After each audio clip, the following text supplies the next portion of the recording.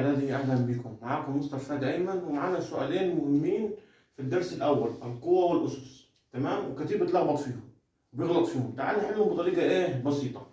السؤال الأولاني بيقول لك إكس أس 7 في إكس أس 11 على إكس أس 3 في إكس أس 5. أسهل طريقة تحل بيها السؤال ده، اضرب البسط وحديه والمقام وحديه واقسم البسط على المقام. تعال نشوف. الكلام ده هيساوي اكس اس، طبعا انت عندك في الضرب بتجمع الاسس، 7 و11 يبقى اس 18. تمام؟ تعال تحت، اكس اس، خلص البسط، خلص البسط والمقام وبعدين اقسمهم. 3 زائد 5 كام؟ 8. بعد كده اقسم البسط على المقام، يبقى اكس تساوي، هنا هيساوي، اطرح 18 ناقص 8 تساوي اكس تساوي 18 ناقص 8 كام؟ 10. يبقى اكس اس 10.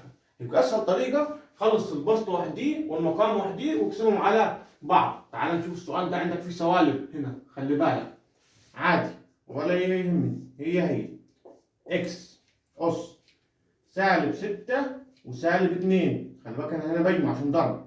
سالب 6 وسالب 2 يعني خسرت 6 وخسرت 2، يبقى خسرت كام؟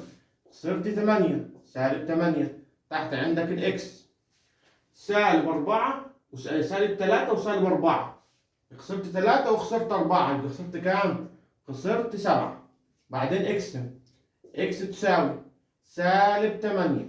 خلي بالك معايا في الحته اللي جايه هنا، هنا في سالب، ده بتاع القانون عشان انت في القسمه بتطرح، والسالب الثاني بتاع السبعه. خلي بالك من السالب ده، ليه؟ دول هيتضربوا في بعض، سالب في سالب هيدي لك مين؟ هيدي لك الموجب اهياتي.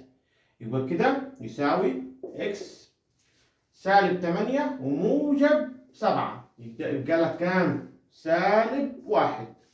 يبقى سالب 8 وموجب 7 يبقى سالب 1. يبقى خلي بالك برضه في حته ثانيه، يبقى كده عندك سالب 8 خلاص ناقص بتاعت الطرح بتاعت القسمه، وقانون القسمه عندك بتطرح، ناقص سالب 7. دول مع بعض يدي لك مين؟ يدي لك موجب.